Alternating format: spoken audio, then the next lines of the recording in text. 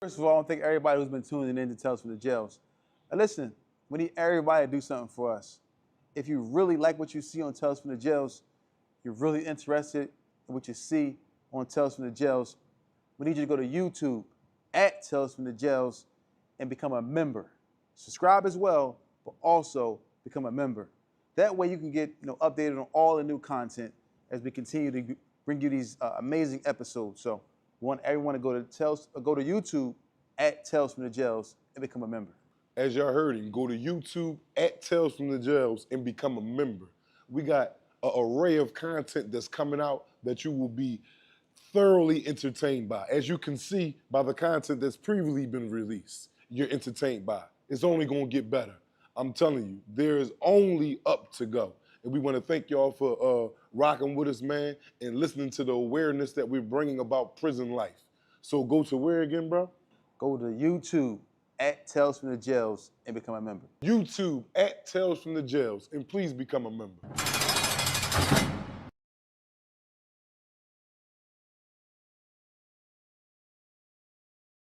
Clothing, cars, whatever you're selling, you have a great... First of all, I want to thank everybody who's been tuning in to Tales from the Jails.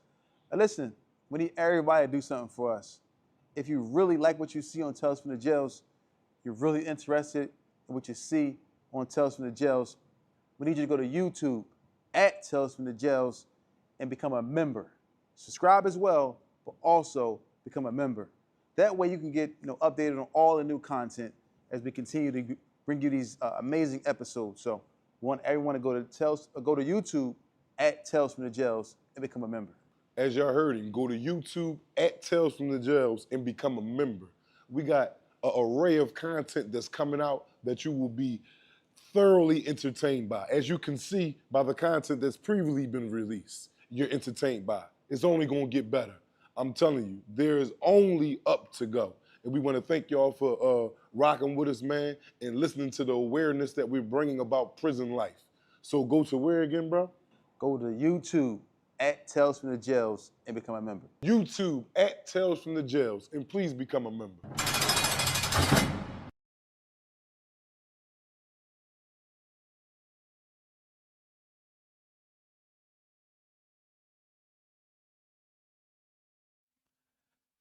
Welcome everybody to another episode of Tales from the Jails. We're here live in Partners USA. TNS Media Group is a team and a family. Once again, that's Pod Rooms USA. TNS Media Group is a team and a family.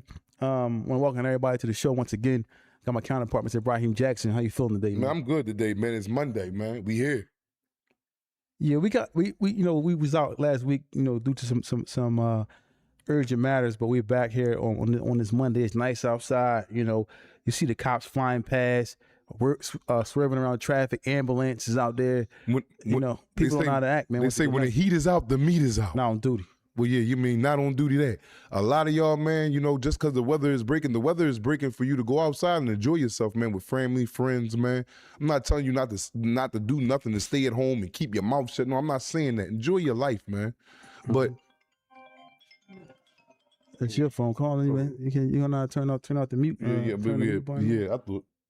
Yeah. Like I was saying, man, with the heat, man, enjoy the weather, man. Nobody gotta go out here and act a fool. And control yourself, man. Young adults, man, grown adults, control yourself. Cause guess what?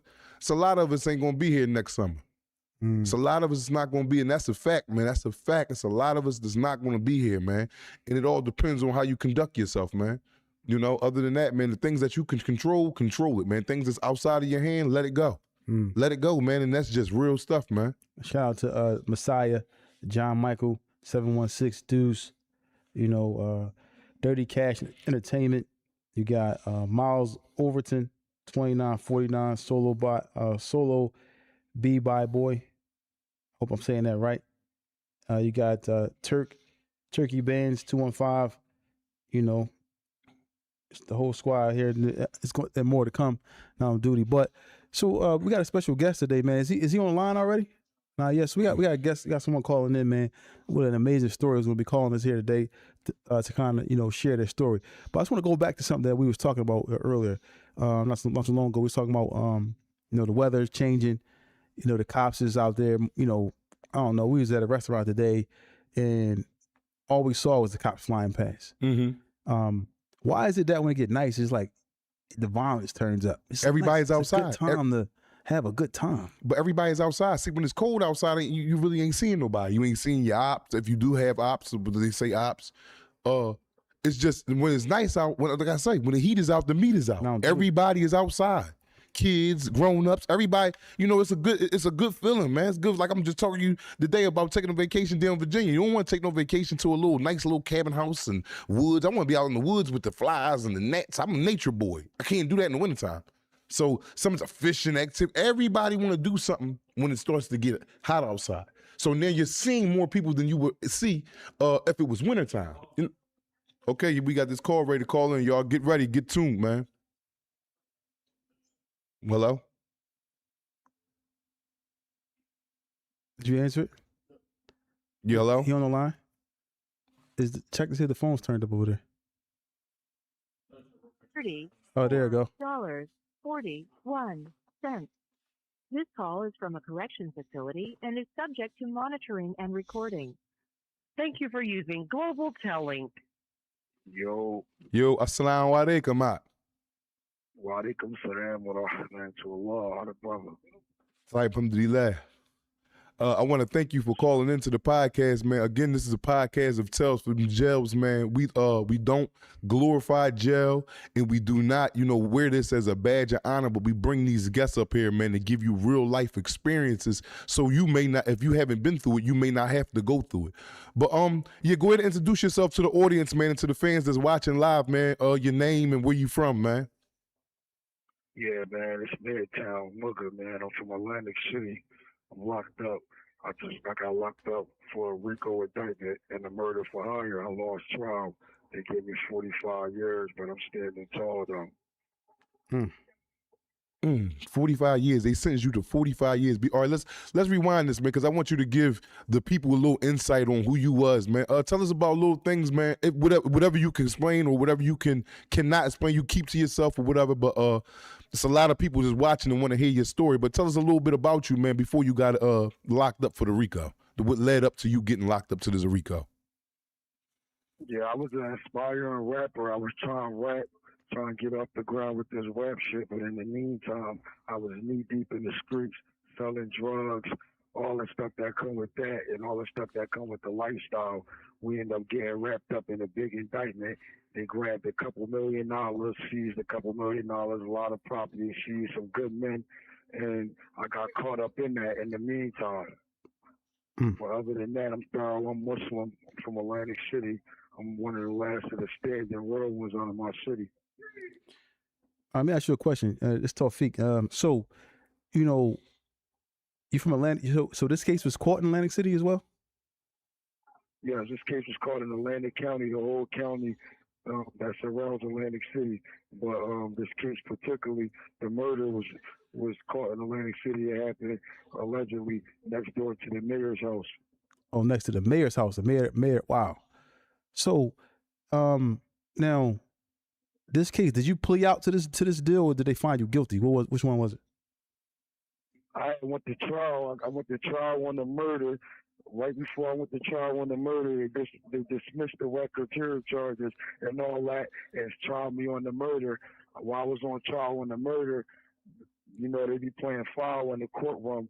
I start having issues with Brady. If people don't understand what Brady is when you don't receive your full discovery and you're not aware of the stuff that was going on in your case. I found out about a lot of stuff that was going on in my case during trial. So now this incident, I don't know what you could talk about the incident. I'm not sure if you are looking to appeal this sentence at some point. So we gotta be real careful. But I want to ask you now: is this something you're looking to appeal, the sentence?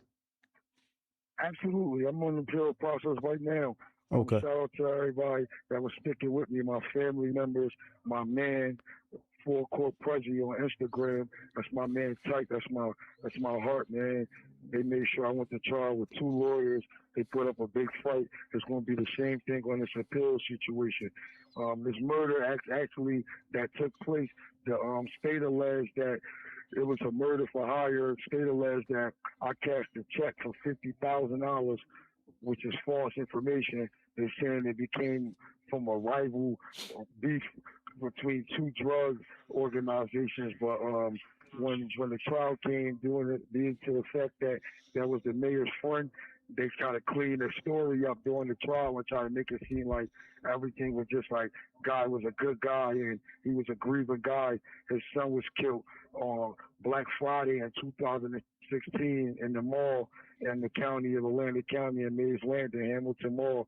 So a lot of stuff in the current from that. That's what that RICO stems from. Wow. So, all right. So this alleged murder that you been charged with was happened next door to the mayor's house. So I'm just trying to figure out a way to go with this. Now, you been charged for this murder. Now, when did you know that you was on the run for this situation? And when did you know that they were looking for you in regards to this? See, I got locked up. It started getting crazy. I was under investigation. While being under investigation, I was being followed by federal agents, state agents. They was following me to my house outside of the county, Camden County. A couple of times they followed me in my city. When I got locked up with a firearm, some dog food, and some money. Explain to the people what dog food is for those who don't know. Oh yeah, for those that don't know what dog food is, it's heroin. Mm.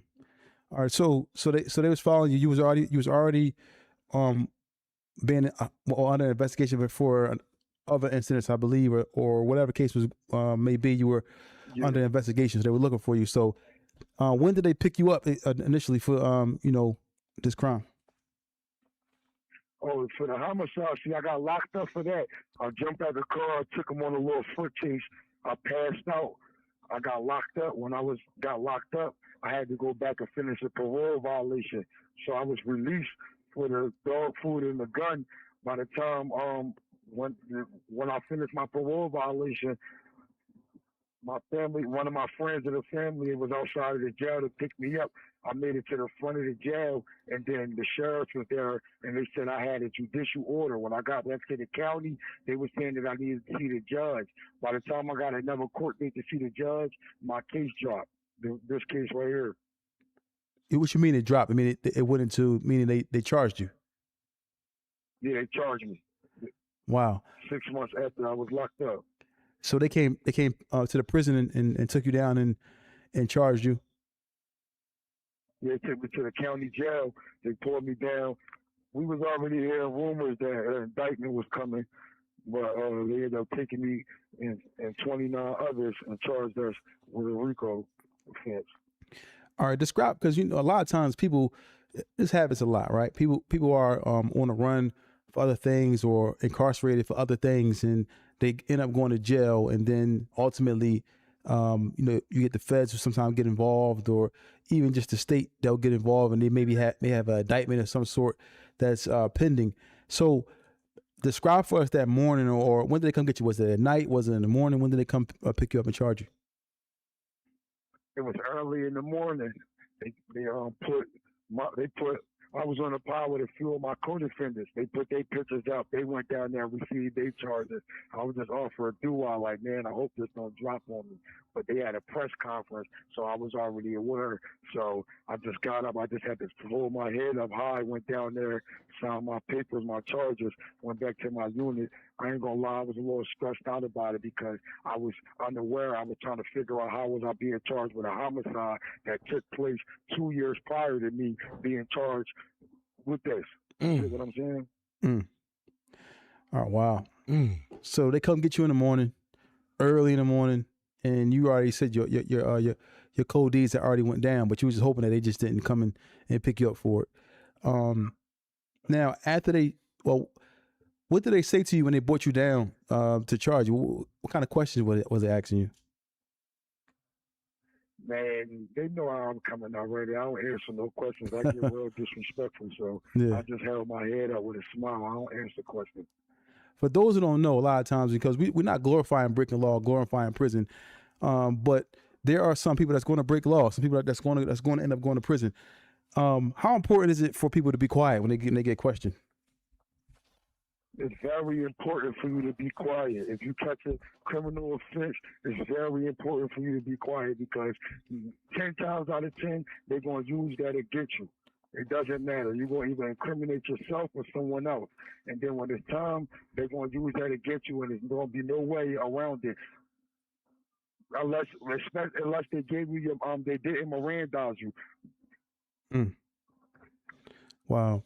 Because, you know, like I said, a lot of people go in there and they make the, you know, situation worse for themselves by actually talking, but you ended up being quiet and keeping your mouth shut.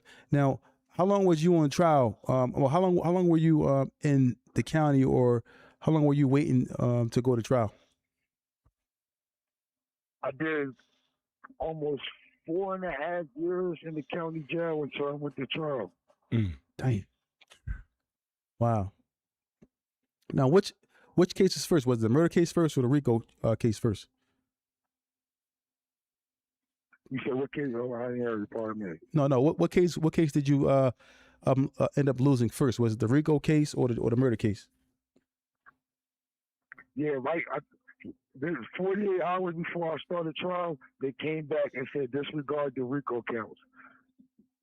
So they just tried me on the murder. I signed my trial papers under the impression I was going to trial for RICO and murder together, but they severed that and disregarded that, and then just sent me to trial on the murder. So during this murder trial, right, or well, leading up to the murder trial, a lot of times people don't really understand. Like a lot of the young guys or people out here who breaking law in general, a lot of times people don't understand that if you commit a murder, it's a big chance you're going to sit in jail for 2 years, maybe even longer, at least 2 years, waiting to fight this murder trial. So it's going to be 2 years off of your life. Absolutely. Win, lose, or draw, you're going to lose 2 years of your life just waiting to fight a case. How stressful is that? Just waiting to end up going to trial for a murder trial such as this, where your life is on the line. The biggest thing is the fear of not knowing what's going on. See, when you're in them type of situations, that's treacherous environment. So you have to worry about your friends breaking on you. You have to worry about your family members leaving you. Like I lost a lot doing this. I lost a lot of friends that was murdered. They either stopped dealing with me, or they got murdered, or they got arrested. So support system start falling off. Wow. So since you went in, I mean, just kind of explain how many people you thought was in your corner when you first went in, opposed to who's those who are still there now. When I first went in, I had a majority of my Instagram followers in my corner. Wow. Now I'm down to probably 10 people. Wow. How many Instagram followers you had? When I got in, I had 10.2K. Damn. So you went from 10,000 to 10 people. Yes, in other words. Damn. That's a hell of a drop off, man. So now you end up going to trial for this murder, right? Did you have a lawyer? Yes, I had 2 lawyers. Shout out to Dave Ward from Philadelphia, and shout out to Joseph Watella from Philadelphia, co-counsel. So who paid for these lawyers for you? My boy paid for my lawyers. I put up money for my lawyer, my mother, my family members. A lot of people pitched in, but during the end of the time, it only went down to my mother and my man Type. Now let's get to this trial, man. Well, first of all, let's talk about mom, because I know we all have mothers. A lot, excuse me, or some people may have lost their mothers, and but how important is it, for you having your mother with you going through whatever you was going through, and is your mother still around at this time? Yes, my mother's still around at that time. That's the most stressful thing. See, my mom, she's thorough. She understands what's going on. She in my corner, back in my play 100%. She was there every day of my time. I didn't really have a struggle financially in there. It's just emotionally, because I'm our first son. So she's missing me. I'm the missing piece to the puzzle. Now let's get to this trial, man. How long did the trial last? I was on trial for 3 weeks. Wow. And how many? Was there any witnesses that may have been close to you, friends, any co-defendants that switched up, that told, or what was going on? I definitely had co-defendant that told, but then I had a severance, being as though he was a co-defendant, so he made an inculpatory statement that I couldn't confront him because You have 1 minute remaining. he wasn't standing all the way on. I'm calling right back. It's cool. It's cool. Let's go. So Thank you for using No, he calling right back. Global okay. See, I want the audience, man, the family that's out there that's paying attention, man. Really pay attention, man. And the kids that's out there that's watching this, man. This is real live talk, man. This boy is in there, man. All his friends left. All them dudes you out there rocking with. We bring you this not just me telling you from being there with my brother. This man is calling from Trenton State Prison with 45 years to do with 6 in on it. Ain't nobody gonna be there. That nigga that you was rocking with, your right-hand man, and I'm not saying everybody, because you got some men that still, but the majority, they gonna get with you on the back block. They gonna get with you, and that's just it, man. This man is ready to call back and finish the complete of his story, man. But it's sad, man. He got sitting there. Hopefully he gets some rhythm. You know, I don't know if he did it or not. You know, evidently he got found guilty, so they saying he did it or whatever. But look what you got to go through when you go through the life of crime, man, or doing stuff crazy, man. Is it worth it? That's the question. Is it really worth it? You call him? Hello, This is a prepaid call from Scott. an incarcerated person at the New Jersey Department of Corrections. To accept this call, press 0. To refuse this call, hang up or press 1.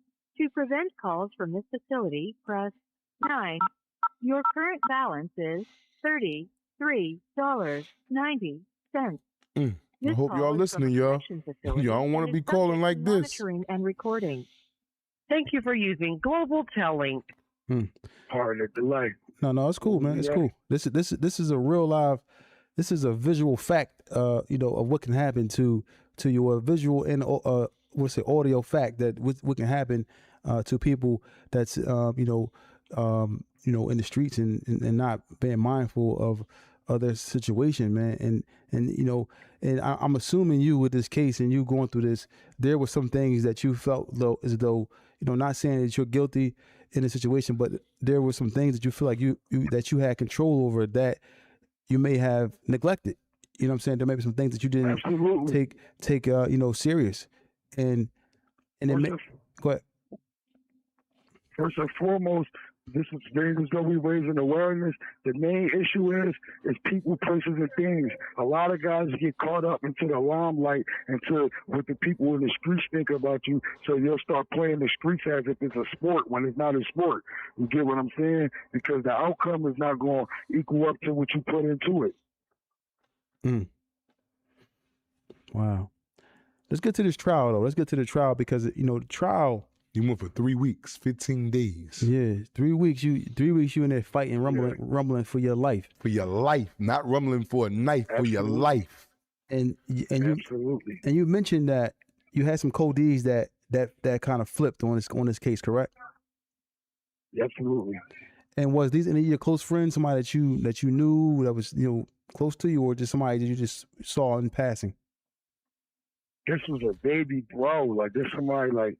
Listen, he snitched for 158 pages. I read 40 of them, and I couldn't even read no more. Wallahi, I haven't read it to this day. Hold on. Let me cut you. Bad it was. Let me cut you off for a second. What did you say he did? What 400? How many pages? 158 pages Of testimony. Multiple days. He was in there asking them for McDonald's. They was bringing him food. He was arguing with him about the food that he don't want. He said he wanted chicken selects. They wasn't even selling them no more. Dang. Oh, my eyes. How did you feel seeing him? Did you know he was going to tell before he went to trial, or you just found out during trial that he turned on you? I felt that out early. See, look, it's crazy. He got locked up with 3 firearms. When he got locked up, this was 2 years prior to this. He told him that all the firearms was mine, but they never charged me. So he kept going back and making statements. making statements he was blaming the murder on different people trying to get out the jail. They was trying to get him to wear a wire on me, but he was telling them that I'm not stupid. If you wear a wire on me, something's going to happen to him. So he never wore the wire. So after that, I'm home the whole time. I'm sending him pictures, sending him money. I'm oblivious to what was going on. Then when we got charged with this, I ended up finding out, like, and I read it. I didn't read all the papers until later on down the line, but I read that one statement. I got with my co-defendant. When I got with him, he showed me. He just laid it out. We was in the same room. He put all the paper on the desk. Like, yo, read this. I read that. I didn't even get to finish reading. I didn't even read 1/4. I wanted to throw up. Dang. So the trial start now, because this I know it get worse. So the trial start, and you saw, did he walk out and come and take the stand? By the time trial started, he in the county getting tortured. He getting his head put in the toilet. He got his dreadlocks cut off. He got beat with slippers. He got dead bad. So at this point, he don't want to cooperate with them. He want to actually take ownership of the crime and do the time for it. Dang. So he never came out and testified against you. Absolutely not. So did they use his testimony or statements against you in court? Indirectly. Wow. So was there any other witnesses that came out to testify against you besides him? The mayor of Atlantic City got on the stand and testified. He ran the movie with them. He played with their movie as a star actor. So what did he say about you? What was the mayor speaking about you?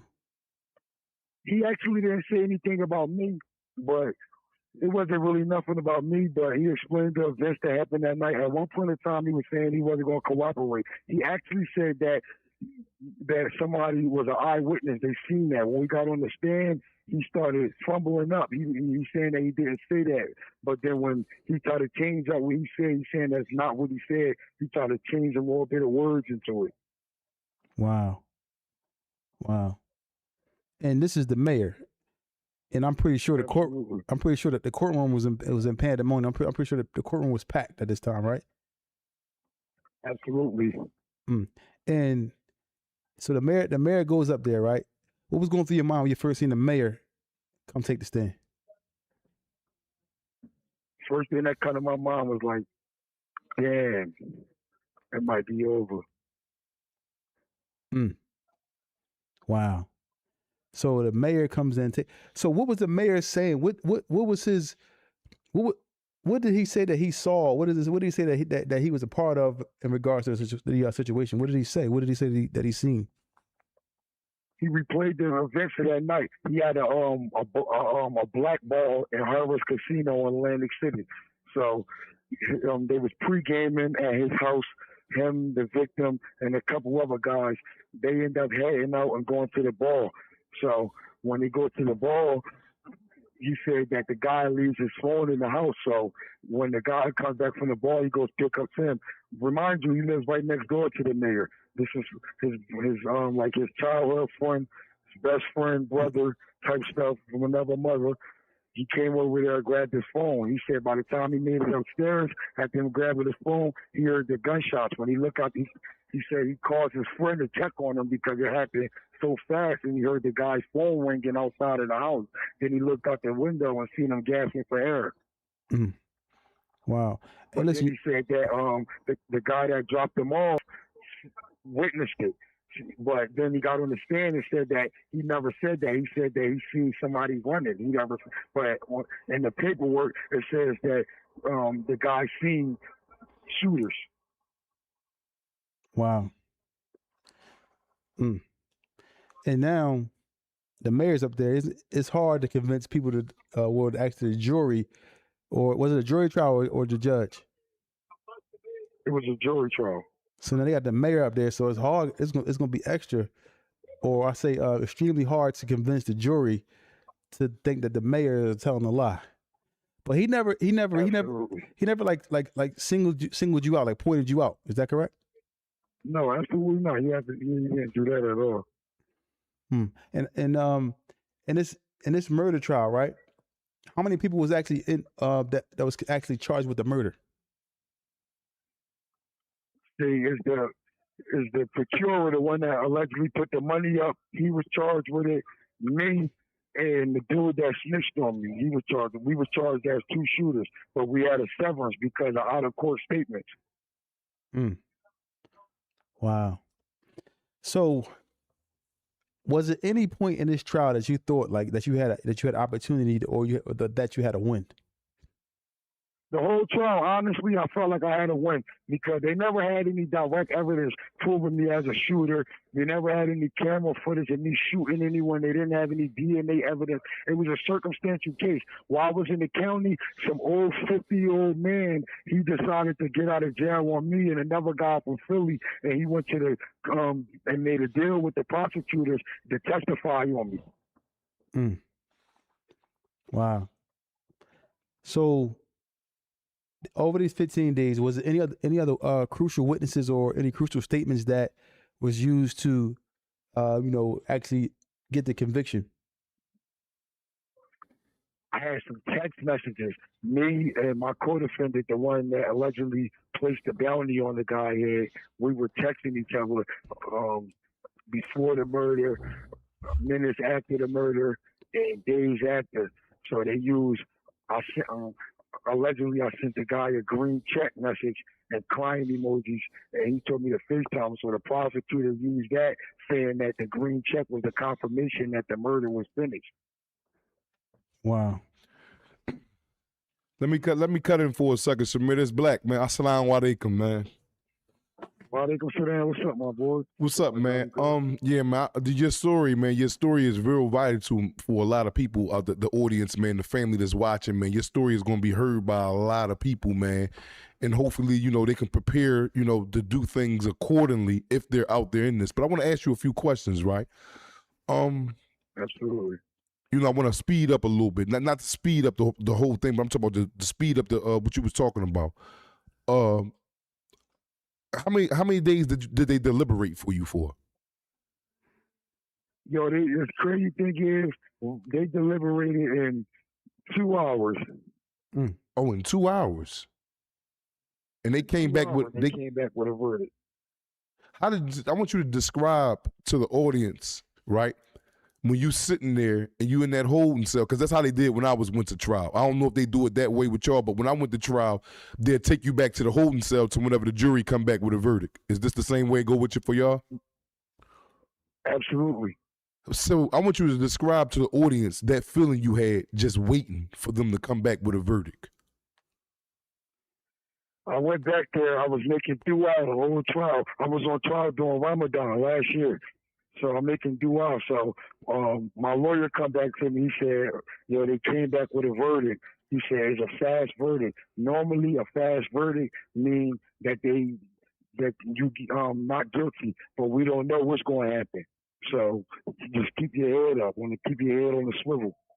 Was your heart? So I can only imagine your heart probably was beating, your mind racing. The adrenaline was pumping so much that it was to a point where I just ain't even, I was just rocking out with it. It didn't really hit me fully until I got back to the unit in the jail. I was up there with a lot of the members, a lot of the men from around my projects, my neighborhood, and they was breaking down in tears due to my loss. So I want you to describe, man, when you went in there, man, and you stood to hear that. Like, can you tell us the whole thing that happened from when you walked in the courtroom and they stood up to say that verdict? What was on your mind and what did they say? They said I was guilty on all counts. When they did that, my whole mind is, I'm like, I just want to get out of these fucking clothes, get back to this county jail, and get on bullshit. You was mad. So you saying you lashed out, you was angry. I was mad as shit, but I kept it to myself. I couldn't break down. My mother was in there. She stormed out the courtroom. I had family members in there. I had to stay sturdy for. So let me ask, because I know sentencing is not that day. So how long did it take for you to get sentenced after you was found guilty? About 45 days. 45 days. Did you know that you were going to get 45 years, or you thought you was going to get something totally different? They had me under the impression that I was getting life. So you basically saying that 45 years was like, damn, okay. If you want to put it, if that makes any sense. Honestly speaking, my mother said that to me, and I had to run with that. And what was it that she said? What was it she said, Shamar? I want you to. What was it that your mother said to you? My mother said, she said, it's not really, she said, it's definitely a sad situation. Don't get mad at me what I was saying, but the record that you have and the stuff that the prosecutors and the judge was saying about you, I thought you was getting life. You only got 45 years. That's a blessing. Did you look at it like that? Absolutely. Because honestly speaking, it's the qadr of Allah. Like, I'm a practicing Muslim. I offer salat 5 times a day by the permission of Allah. So I understand that it was stuff that I could be getting punished for, not even necessarily the crime in itself. You got to think about it. When you out here running on the streets in the dunya, you have an unlawful. You have 1 minute remaining. Listen, obligatory prayers. You see what I'm saying? You selling drugs, all kind of stuff like that. You not living right. You living like a munafik. You can call back, right? Yeah, I'm about to call right back. All right, yeah. But yeah, man, audience, man, family that's Thank watching, you for man. using Global Telling. I hope that everybody is paying attention to what this man. I want everybody to feel it, like, cause it's sending chills through my body, just standing there waiting for that verdict, man. Standing there, just and you may be thinking one way or whichever way you thinking, but it might not go the way you thinking, man. This is something that this right here, man. Going through this process after you did some bullshit out there in society, it'll make you. It's like cancer. You know how cancer eats you up and you get skinny and sick and you look all funny. Stress will do that to you in an alarming rate faster than cancer. Trust me, I know. You know what I'm saying? It's a sad thing, man. That man, he goes in there, man, get found guilty, like, and I'm waiting. I can't wait till he called back, man. You know, he got 45 years, man. 45 years. You know, his family was comfortable. Like, then you could have got life, which they right. But 45 years ain't nothing to wink at. It ain't nothing to wink at. I think I probably have still been mad. Like, dang, 45. We gonna get into the gist of it when we call back. 45. That's almost a half a century. And if don't nobody know what that means, that's 50 years. That's crazy, bro. Thank you for using Global Telling. Weird. Yeah, we here, yeah. Let me ask you a quick question. Do you have any kids? Absolutely not. Okay. Damn. No kids, man. No kids, man. So now you go for sentencing. Tell me how that was, man. Like, you know what I mean? Like, you thought you was going to get life. When they read the 45-year mark, was that like a sigh of relief to you, or was you shocked? Like, damn, okay, I got 45 years.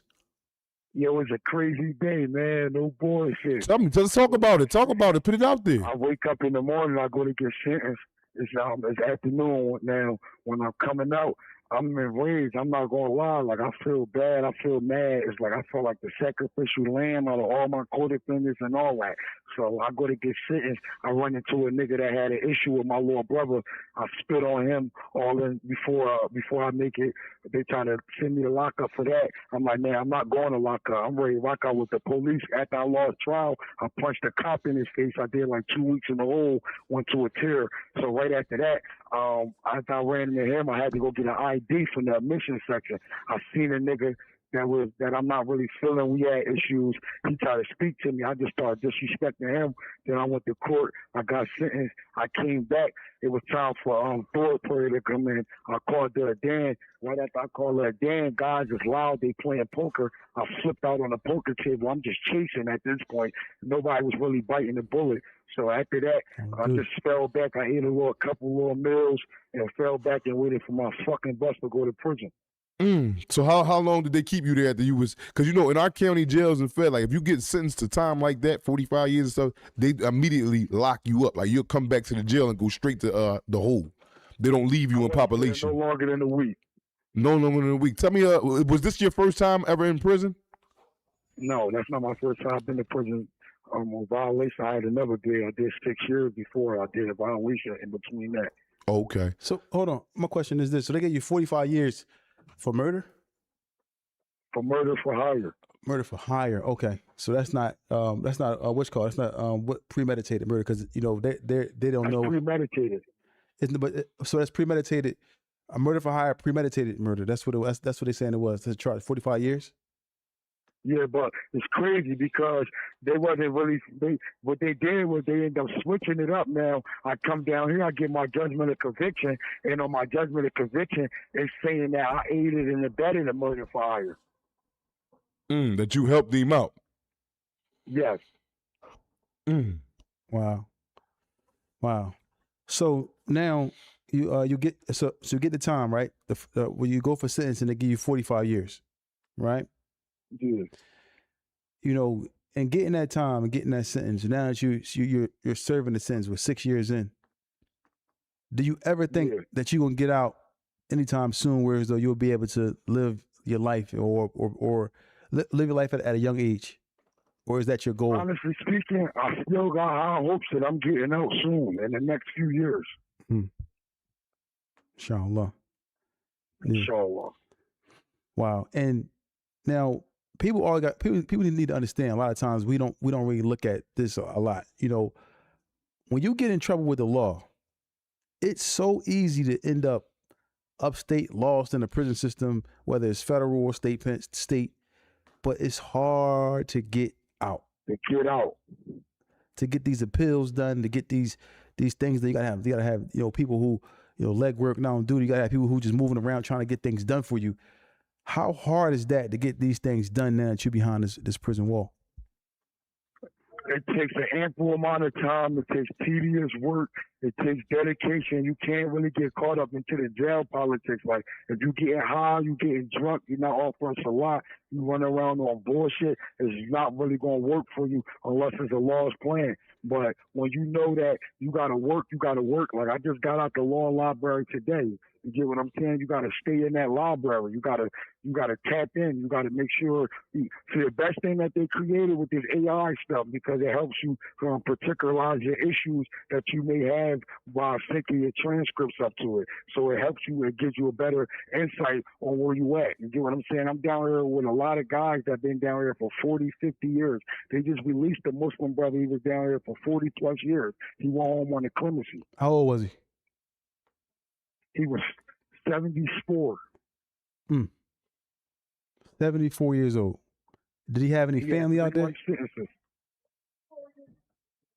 Did he have any family that he mentioned? He had family. He actually had a very good support. He was the imam of the jail, Imam Rafiq, real official brother. He loved the dean, and he definitely stayed sturdy the whole time. Wow. And, you know, a lot of times, you know, when people look at cases like yours or situations like yours, people don't really understand that, you know, once you be being behind that prison wall, right? And getting these long, extensive sentences like 40 to 45 years.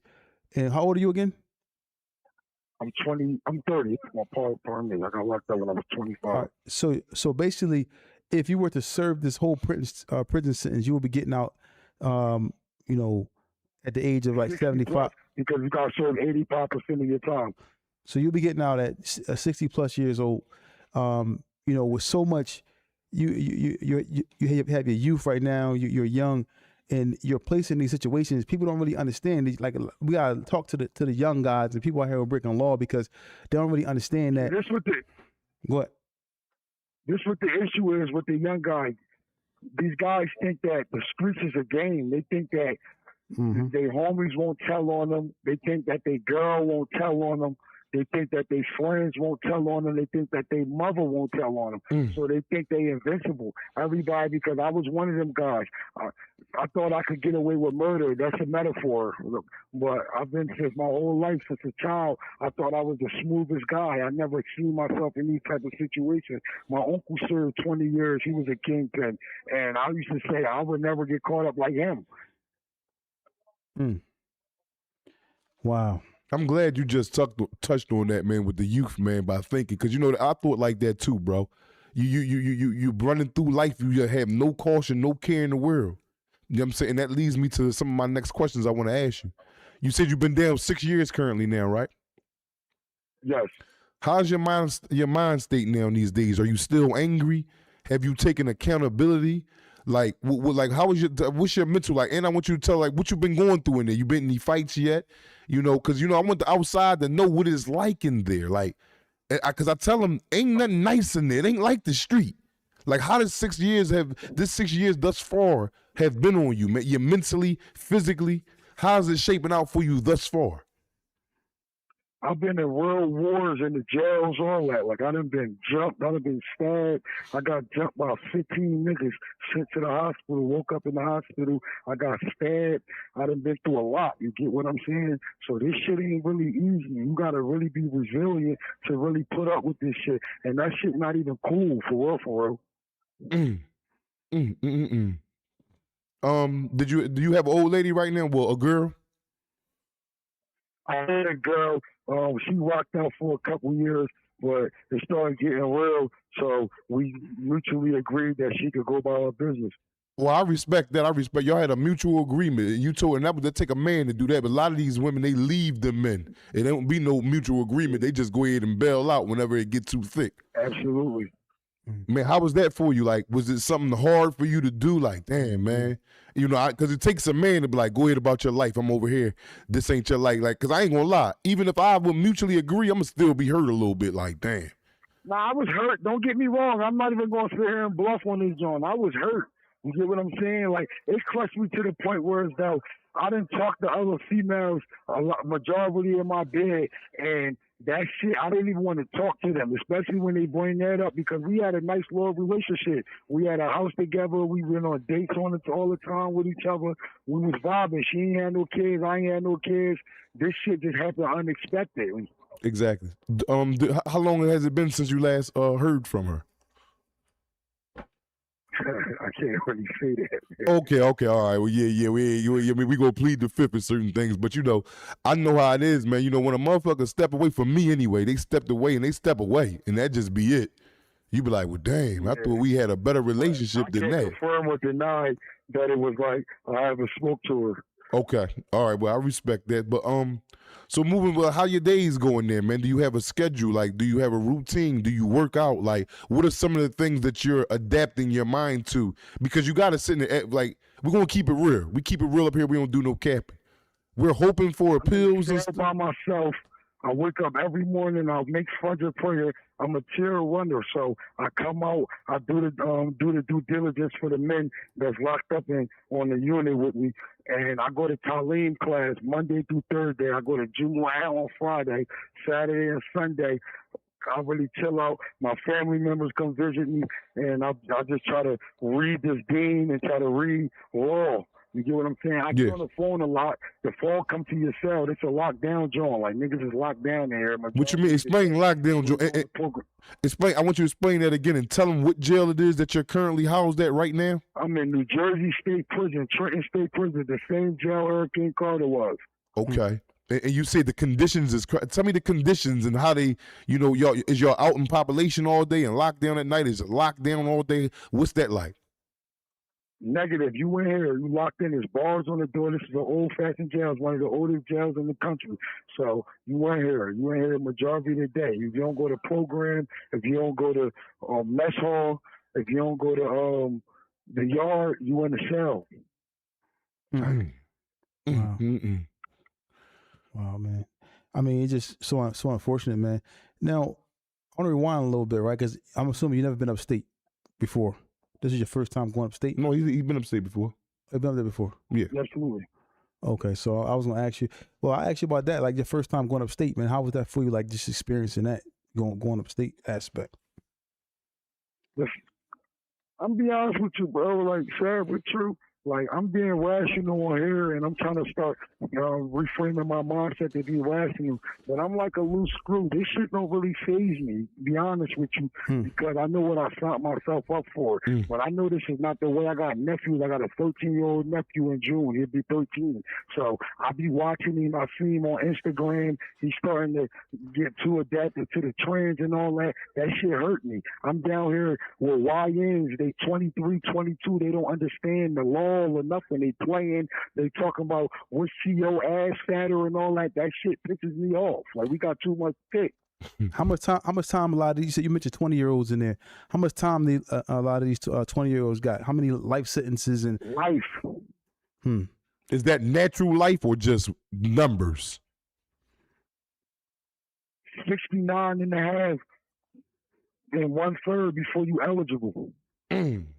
69 and a half and 1/3 before you're eligible for, that's life.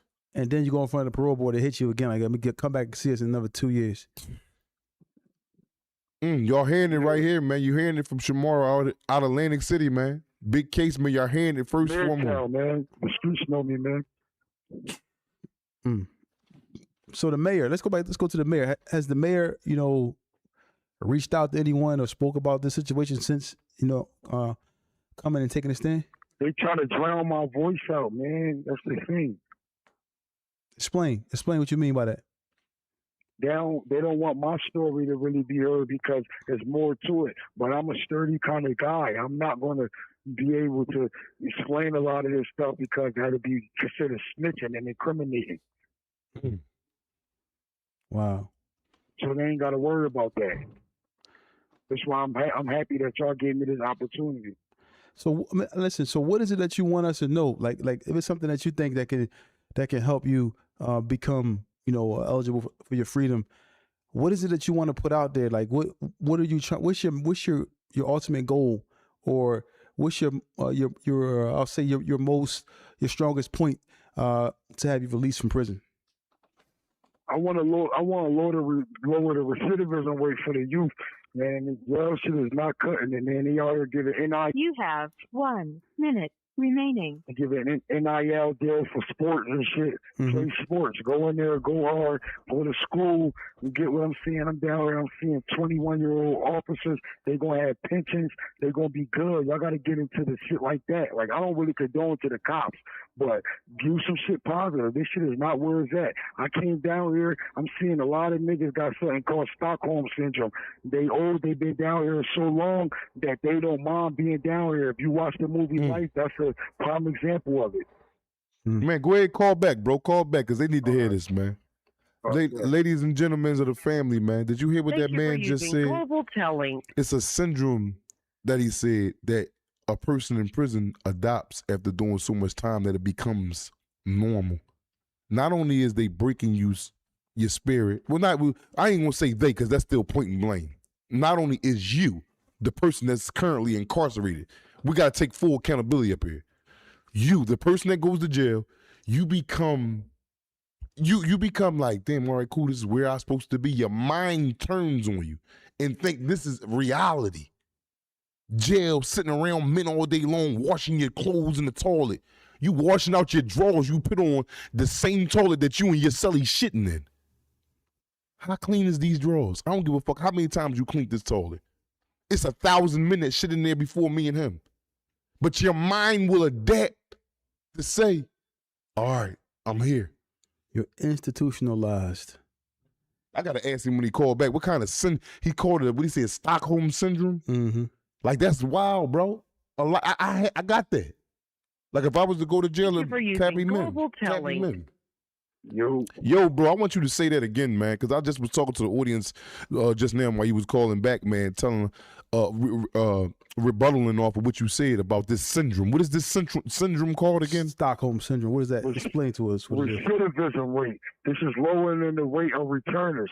You get what I'm saying? There's a lot of guys, they go in and out of the youth house, the youth system, from getting in trouble at a young age, stealing bikes, stealing cars, all that frivolous stuff, toting a gun, all that to try to prove a point for Instagram and all the Twitter and TikTok, trying to get into these frivolous ass beasts that don't have nothing to do with nothing. Y'all killing each other, leaving y'all mothers out here sad, y'all little brothers out here to do the same thing, y'all little sisters out here that had babies by fuck niggas. Y'all niggas gotta tighten up. This shit ain't cool, man.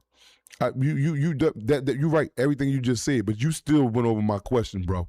What is Stockholm Syndrome? I need you to inform me, because I think Stockholm Syndrome. Yeah. Stockholm Syndrome is when you basically become content. You know, like when a slave was enslaved by them people and they get a chance to run and they don't even run. Exactly. That's what Stockholm syndrome is. And they don't run. Stockholm syndrome Is it they don't run due to old age or are they mentally broken? What's the reason? It's a mental breakdown. Okay. I'm seeing guys, they 21 with Stockholm syndrome.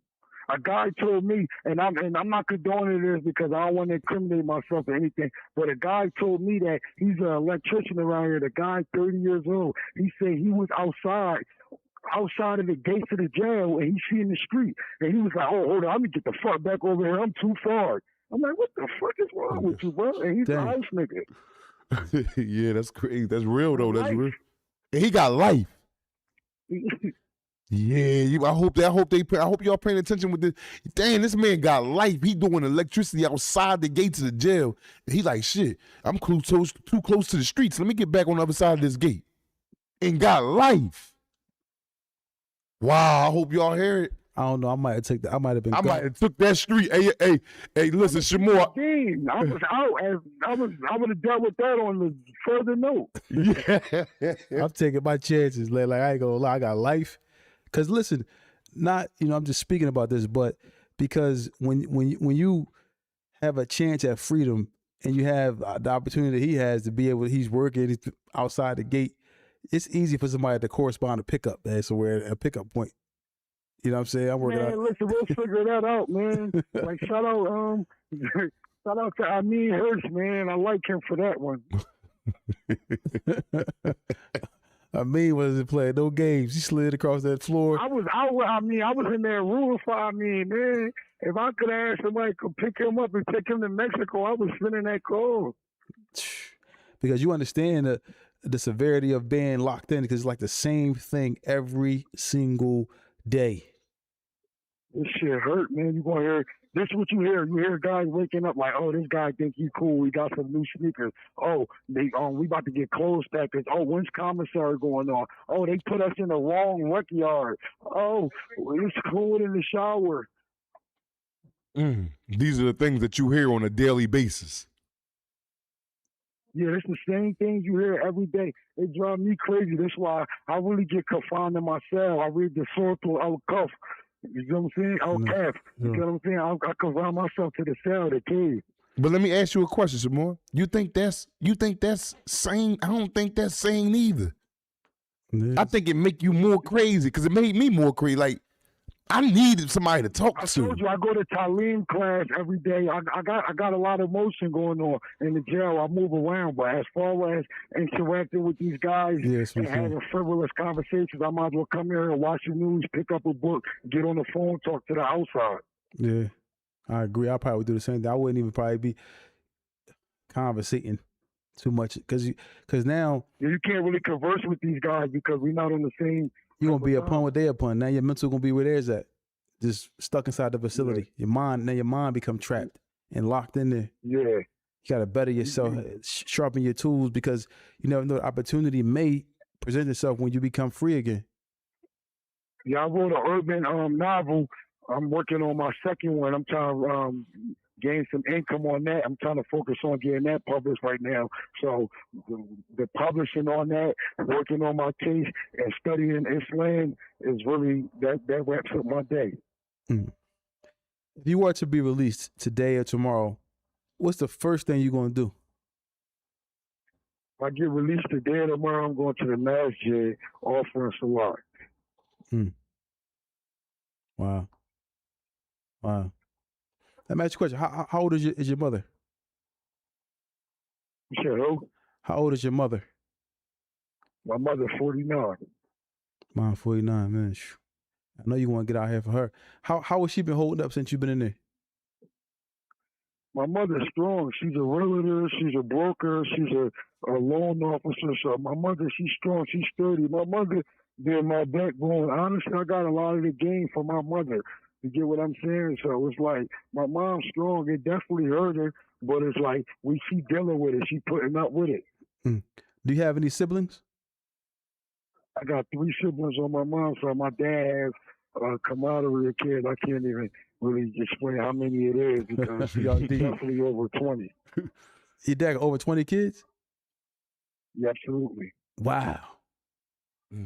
Well, let's speak about your mom, the siblings on your mom's side. 'Cause I'm assuming the siblings on your dad's side is they spread out all over the place. You know what I'm saying? Not just one person having 20 kids. He just was out here just different states, different countries. Oh man, shout out to him. Shout out to your dad, man. He lived his life. Yo, so you're sitting with your mom. Is these boy, girl, male, female? What's the ratio? It's me. I'm the oldest. It's my little brother Shaq. He got caught up in my indictment. He home though, and it's my little sister. How has your sentence affected them as far as your relationship with them? We were a tight knit family, so we definitely together. Like I treat my nephews like they my kids. You get what I'm saying? Mm-hmm. So I'm in tune with them. I vibe with the kids. I'm big on the youth, so it's like our relationship is definitely to the best that it could be. Yeah, man. And now you I said, you sound like you kind of took this sentence or this time that you've been in there to kind of look at what's to come as far as what you want to do with your life if you have the opportunity to get out again. You're not trying to just be trapped in the prison. Get what's that word again? You said what? Syndrome. Stockholm syndrome. Yeah, yeah. You don't want that. You're not trying to be a part of that because you see what it does. Because it's like people just walking in there just waiting to die. 2 questions I got for you, Shamar. I got 2 questions for you. One question is, I'm probably quite sure, because one thing about us convicts, man, we keep our ears to the street closer to niggas that's in the street. Absolutely. I know you probably heard the saying that's going around now, fuck the streets. You mean? That shit real, man. I'm mad that shit wasn't really being enforced when I was home. So how you feel about that statement, like when people say fuck the streets?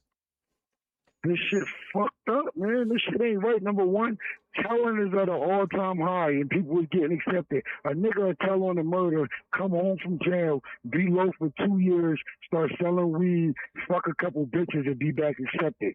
Why would you want to be wrapped up in that? Yeah. Then the next question is, I'm quite sure you because you told me you've been stabbed before, and I'm quite sure you've seen your fair share of violence thus far in prison. Now I'm gonna give you a hypothetical. If you were in an altercation, with another man, you and him arguing on the block or whatever, and it's getting there, or you could tell the argument is ready to get to y'all having to do combat together. I'm not even arguing with him, stabbing him in the face. Okay, hold up there before you like a dog at the bit, you ready to go. Hold up. Now, say y'all squash it though. A lot of good men come break y'all up like, yo, it's a misunderstanding and this and that. Or I'm just giving you a hypothetical scenario. Okay, you go and say, all right, it's squash, it's over. We had a little disagreement, but it's straight. You watching TV. Unbeknown to you, you don't know that dude still want to come get you. He still want to do some harm to you. But you watching TV, you not paying attention. He's coming at you. Would you rather him have a knife in his hand or that lock and sock? A knife. Tell me why you say it. Tell me why. This is a question that I ask everybody. Tell me why you say that knife instead of that lock and sock. Listen, that lock in the sock is crucial. That lock in the sock can knock you paralyzed. And if you get that, it knocks you out off the lock in the sock, it can stump you out and kill you. With a knife, he really got one good shot to really make it count. After that, you still got a chance to fight. I've been stabbed, I done stabbed, so I know I will go. That lock in the sock, if I get that, I'm a deadly man. And I ask everybody this question with people who know, because they playing with them locks and socks in there. I'm asking you. Yeah, them locking the socks is real. So I'm in a maximum security jail, so you're not getting your hands around no lock, but they real.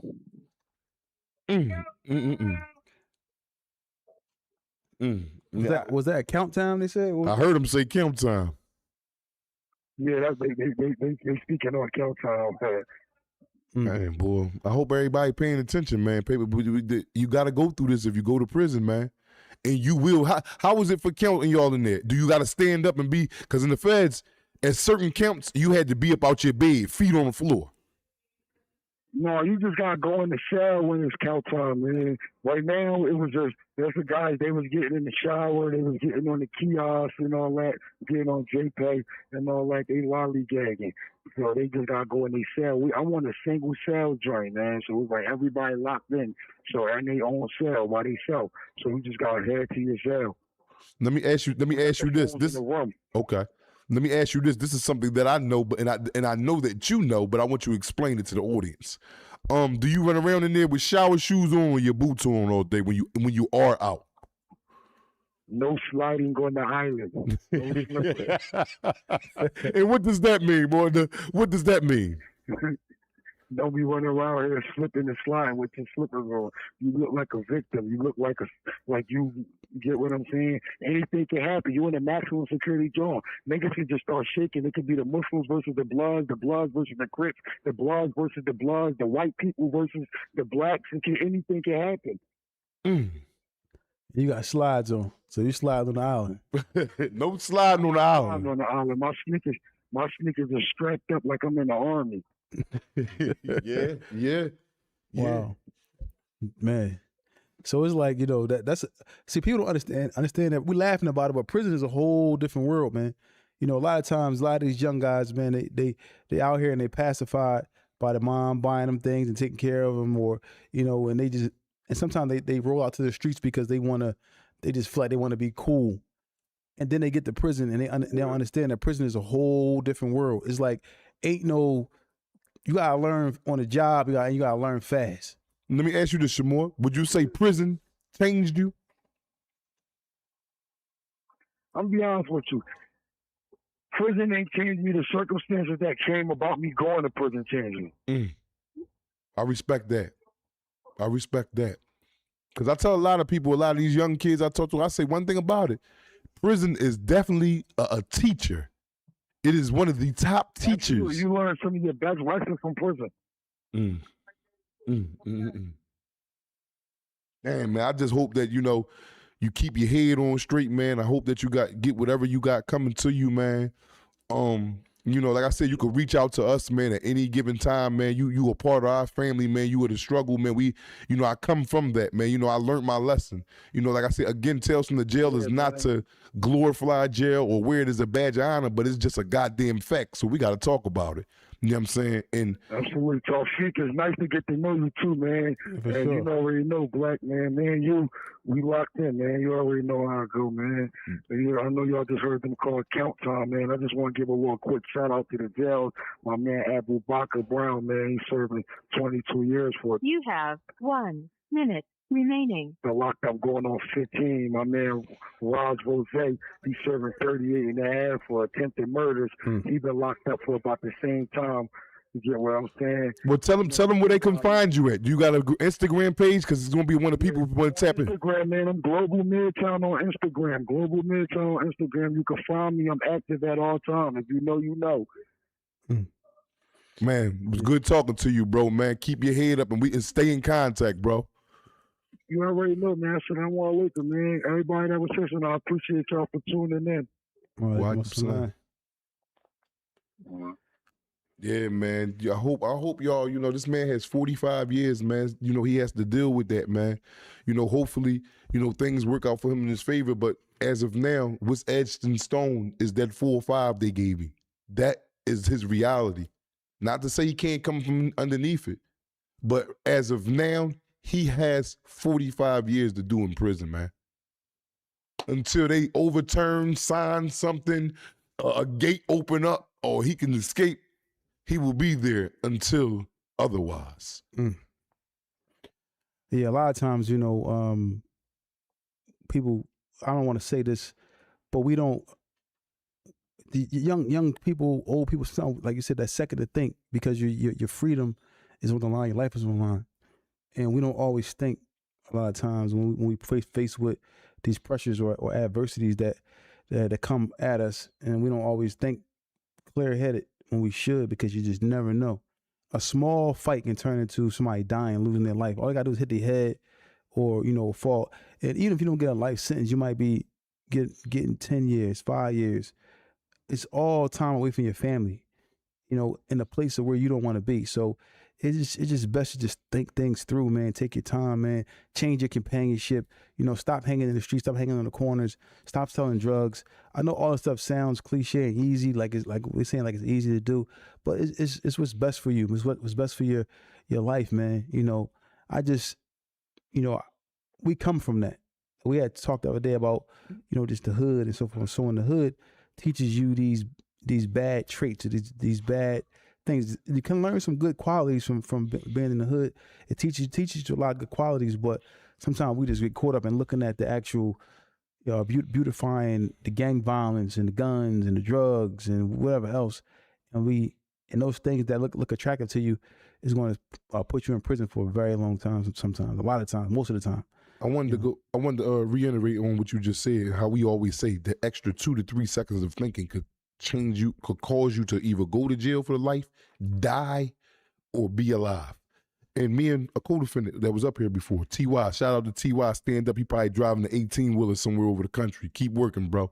Bills got to be paid. But he said, man, we always, during the midst of our conversations, we bring up religion. And everybody, I'm Muslim, he's Muslim, and I'm not cramming Islam down your neck if you're not Muslim. I'm just giving you a scenario that happened with me. Everybody has their own religions.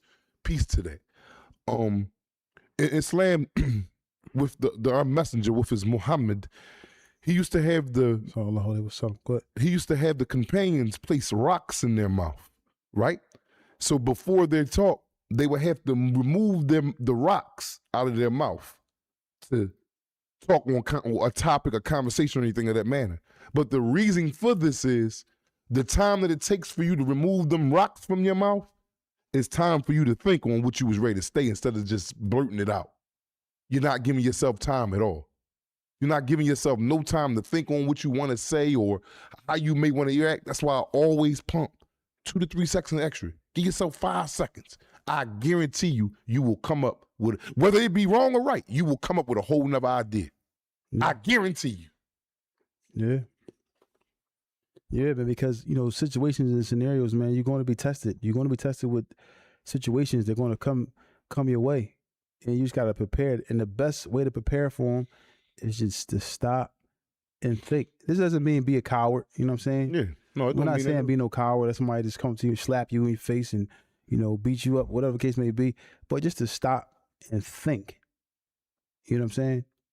And it'll change your life, your outcome. Because once you go through a situation where you may be placed in an oppressive situation, you're going to sit back and you're going to think. Because you're going to have, especially if you get locked up, you're going to have some time to think. And you're going to be sitting there thinking like, man, that wasn't even worth it. And it's going to be too late to think now. Yeah, you may, or you may have to, it's too late now. Maybe a couple hours you got to go to the district and get slain in the district on that metal bench. How many? You'll think then, won't you, man? You start thinking like, damn, I could have just yeah. Or you might think when you sitting in the county or sitting in that chair looking at your best friend telling on you like, damn, that's my man. I should just not even. Now you're wishing you never did what you did. It's too late. It's too late, man. Too late, man. I'm talking about just that fast, man. Your life can change. Just that fast. Just that fast, man. Give yourself the chance. Give yourself a advantage by just think. And the advantage is just thinking 2 to 3 seconds longer. That's not really nothing heavy to do if you think about it. Yeah. Mm-hmm. And a lot of times, man, these things we have control over, man. You got control over what you say. You got control over what you do. You got to control yourself. Do not become angry. Try not to become angry as best you can, because now you're just putting yourself in the extra difficult situation. So right now, we want to take some calls from y'all, man. 215-316-4492. That's 215-316-4492. Yeah, call up, man. Tell me what's going on, man. Like I said, it's getting hot. It's getting hot, y'all. It's getting hot. It's getting hot. When the heat is out, the meat is out. Always remember that. On duty. It's getting hot. Make sure you conduct it, me included, me first. Because, boy, I can't wait till it get this hot. This year, I am going to dip these yeeks in somebody's sand. Mm-hmm. I'm guaranteeing you that. I ain't looking for no jail. I'm looking to go in somebody's sand. And that's just it. Yeah, but, man, call up, man. Ask questions, man. We appreciate y'all, man. Hit the like button, man. Hit the like button, subscribe, man. If you can, become a member, man. Help support, keep us out of court, man. Oh, that's right. A shout out to you. Yeah, and I just look at you know, a lot of these situations, man, it's unfortunate, man, because, you know, we have people, young guys that we know, man, and it's not just young guys going to jail. I'm just speaking about the youth, because the youth have so much promise. A lot of us older guys, we have a lot of knowledge and a lot of things, but our lives, we basically lived our lives, and you know, we have years left, but we've kind of been through the storm. A lot of these young guys are just coming up and just, you know, and haven't really been through the storm, and we can't help everybody. We can't stop everybody from going to jail and people from getting killed. But it's about to get hot outside, man. It's about to get nice, man. You can't even it's just crazy that the young kids just can't even hang outside. And this, once again, this is our community, the African American community. Because you don't see the Caucasian community. Not to say that they ain't breaking no law, not to cut you off, yeah, bro. But they ain't rocking up with no switch shoot each other. Nah. The Hispanic community, the Caucasian community, the Africans. It's regular American niggas. We're all, and what happens is they just put all these drugs and chemicals in our communities, and people not thinking straight. People high, people drunk, people mad, people broke, people sad. It's just, you know, it's just so much adversity. But we just gotta take time to stop and think. It ain't always gotta be before you commit a crime. Anything. You may not be I shouldn't be smoking this marijuana, or I shouldn't be getting drunk. I shouldn't be, you know, smoking this crack. Some people smoke crack. Yeah. I'm not laughing about it, but some people are on dope, on dog food, whatever it is, are on, and these are serious things. But just think before you use that stuff, because sometimes you may pick up a blunt or a drink and it may lead you to other drugs. This is for the youth, and this is for people that's out here doing it. Because like, how many people, like I said, we talked about the other day, how many people talked about they started out smoking marijuana? Yeah, the gateway. And then lead on to other stuff. I led them to Kensington. So, you know, it's very, very difficult, man. But we just got to try to help one another the best we can. This platform is designed to stop people from going to prison, not designed to encourage prison. But these stories are real, and ain't nothing in jail. You know? Yeah, man. And I want to elaborate on what I was saying, man, because, you know, sometimes it may come off like I am a teacher. No, I'm a student, man. I'm a student with just a little bit more knowledge than some of the rest. And the advice that I give to y'all, I take it first and foremost. Like I said, I'm a regular layman, man. I'm a regular person, man. I just, you know, I'm in a good position, got a good brother, man, that's helping me to get to points I need. I struggle every day. Like what I tell y'all, everything I told y'all today, I done told myself in the mirror this morning. I prep myself. I gotta do that. That's how I gotta operate. You know, I get distracted easily. I have no patience. You would think I had patience after doing 21 years in jail, but patience runs even more thinner. You know, I'm older, so I want things faster. I know life ain't promised much longer. So I say that for me, I have to be more vigilant than some of y'all. Me mindful. I like to go out and have me a good time. Like I'm telling y'all, the heat is out, the meat is out. That be me. I'm going to put these yeeks in somebody's sand this year. I'm going to have a good time, and I like to party. Well, I ain't saying party, but with friends and family, I'm picking you up, slamming you on the surf. We having a ball. What? I'm into all that. Yeah. So with that being said, I take on the surface, like on the sand and the water and all that. Oh, you better. I mean, slam me no sand. All right, well, don't get caught out there lunching. Don't you be out there lunching. They'll come to this podcast, somebody have a black eye, man. Well, that's cool too. That's life. It's all a part of life, man. That's bumps and bruises. You can talk about slamming somebody on the sand, though. Yeah, that's cool. On a soft, wet sand, pop, your back all printed all in there with me. Don't hit your face in it first, eye prints and all that. I'm gonna love that. I'm running all off. He trying to get me. I'm tripping, falling. Yeah, I'm gonna have a ball, man. But it's a good way to have a ball and it's a horrible way to have a ball, man. Don't let your ball end up putting you in the penitentiary or dead. Yeah, let's take some trips this summer, man. Let's everybody's gonna have a good time, man. It ain't got to be we can go fishing, we can go camping. 3-4 days. I ain't got no money, so I ain't, you know. My dad is on my line about that joint too. Yeah. We ready. Get me my can of worms and let's go. Mm-hmm. Have a ball, man. It ain't got to be nothing expensive and nothing like that to go have a good time. Just get away, man. Clear. And then not only is that giving you some activity to do, but it clears your mind. It clears your mind to let you know what you want more out of life than sitting on a back block and smoking weed with the guys and niggas smoking wet and K2. I'm cool on that shit, and I ain't knocking y'all that's out there to do it, because you got to walk your own road to get to where I'm making it to, and I ain't made it no motherfucking where yet. So I'm not up here talking to y'all like I'm just the epitome. No, I'm struggling every day. Every day, man. But, I'm making it. I ain't back in that penitentiary. I ain't dead. I ain't under nobody investigation. Now it's up to me to move accordingly and forward the way I need to do. So what I need to do. So that's the same thing I'm asking y'all. The same thing, man. Whether you young, yo. Let me ask you a question. Do you think the marijuana or the weed now is like stronger than what it was when we was kids? Absolutely. Absolutely. I smoked a puff of that not too long ago. I'm talking about a while ago, but smoked a puff of that. The turbo, right? It was not. I never smoked the turbo in my life. No. It wasn't the turbo. It was marijuana. And they called it like the Loud Pack or whatever it is. They got new names for it, like Icky Licky and all that, whatever it is. But I hit it, young boy, and damn near fell out. And damn near, back in the day, when we was growing up, they had chocolate tie, hydro. This stuff now, purple kush, big titty kush, like, yeah, you can keep, yeah. I'm, to each his own. I'm not, if you choose to do that, cool, but I'm not advising you to do it. But, I'm not going to sit here and be holding my nose up and thinking that you a disease to mankind. You got to go through your trials and tribulations. I'm not saying it's wrong and I'm not saying it's good. But for me, I'm going to go ahead and pass on that one. I still have other things that, yeah. Shout out to Reginald Jenkins. 3584 for the donation, man. Appreciate that, man. Thank you. Oh, Nick, Dot, you getting slammed. You getting slammed. Don't be out there nobody saying with me. I'm running your ass down. No, dude. So, so like, how do you roll a turbo, young? What is you? I don't know how to roll a turbo, bro, but I do know how to roll. A turbo is crack and weed.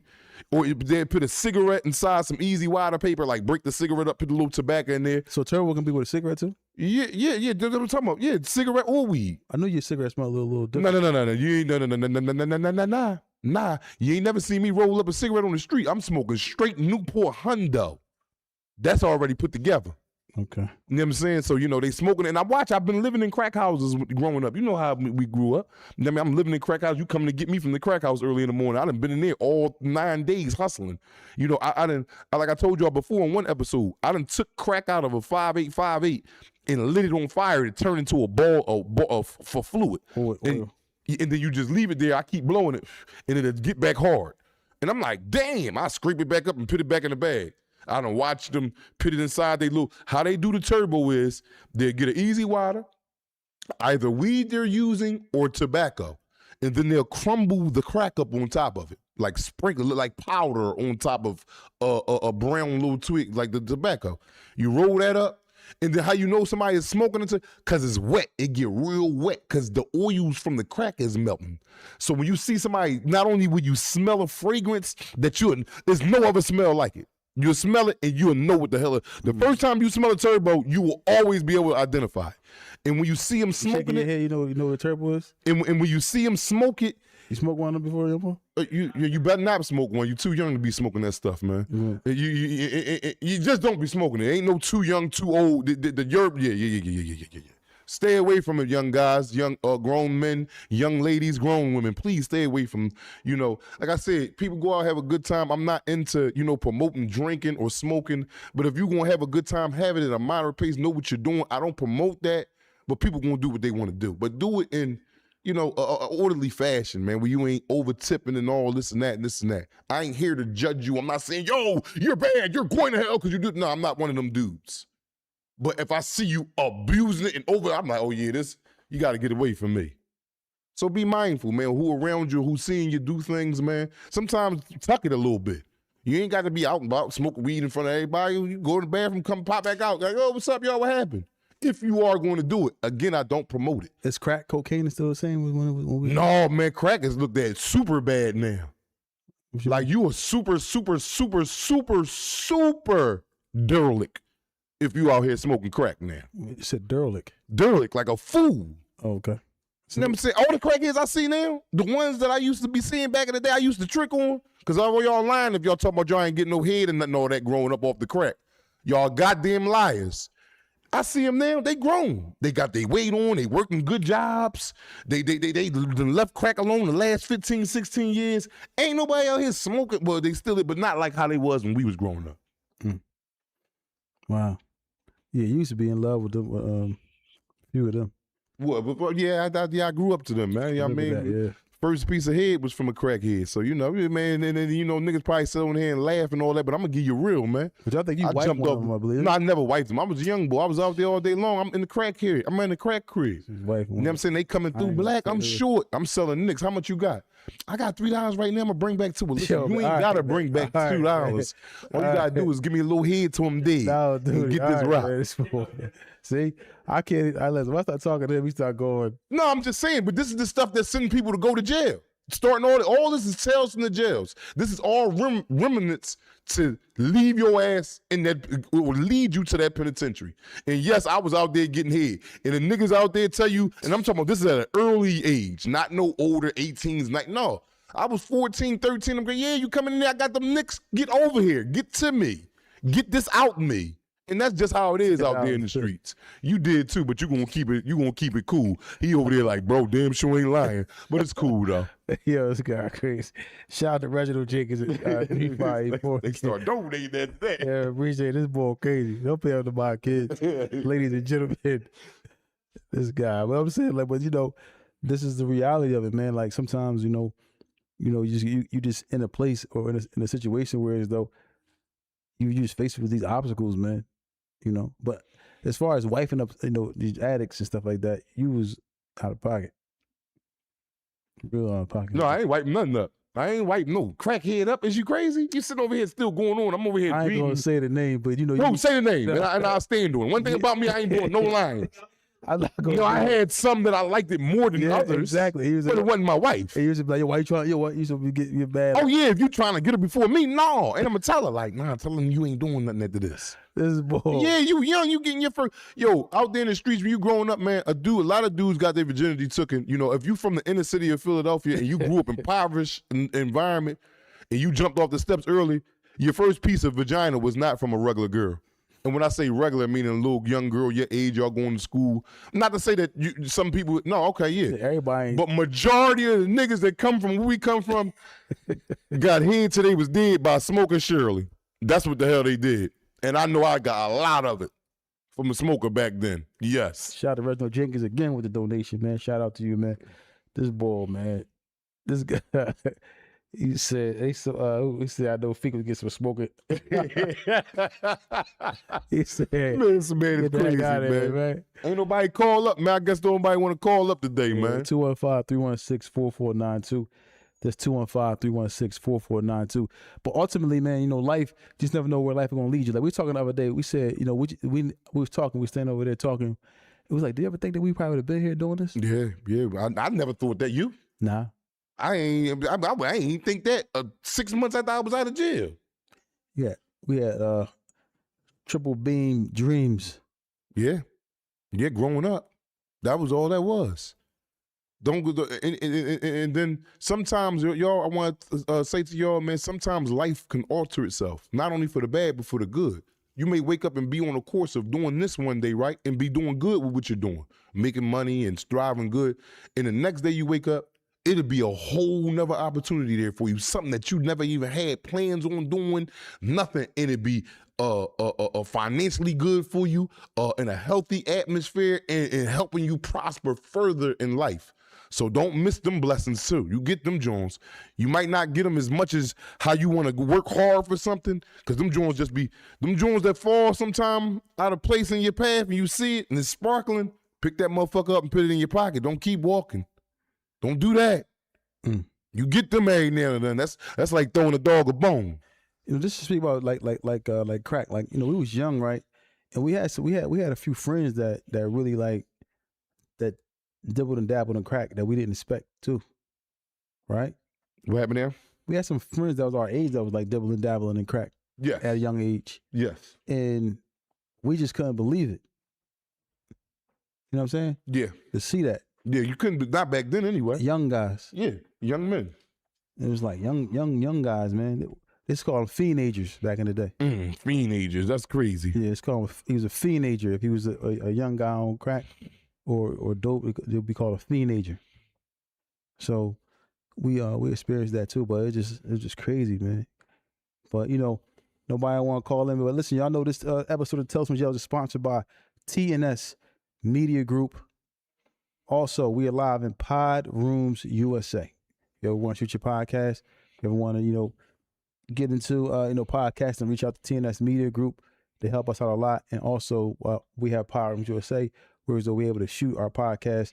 They have a lot of different cameras. Reach out to them on Instagram at Power Rooms USA on Instagram, and at TNS Media Group on IG as well. If you're looking to, get into the podcasting world or social media world as well. Anything you want to say before we get up out of here?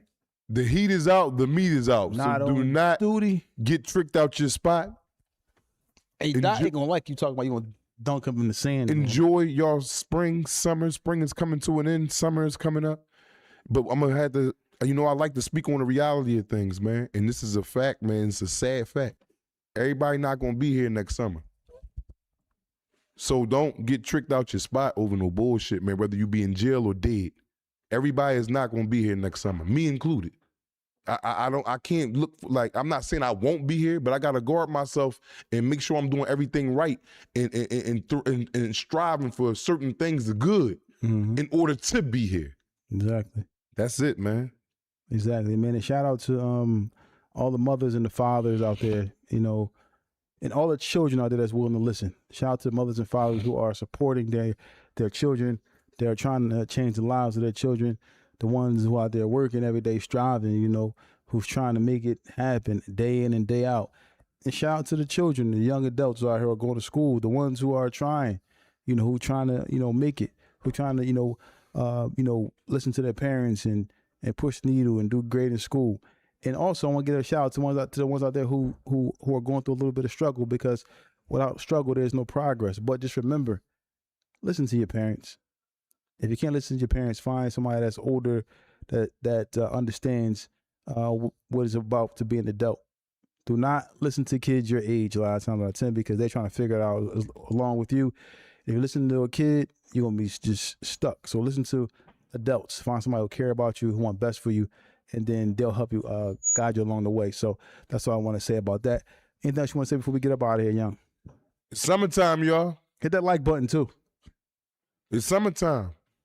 The heat is out, the meat is out. Go put them yeet in somebody's saying, man. Go relax. Meat is out. No, dude, what are you talking about, man? They was talking about that hour 17 minutes. We're gonna let this go. But that's gonna be one of the shirts. It's gonna say 1 hour and 17 minutes. That's gonna be one of the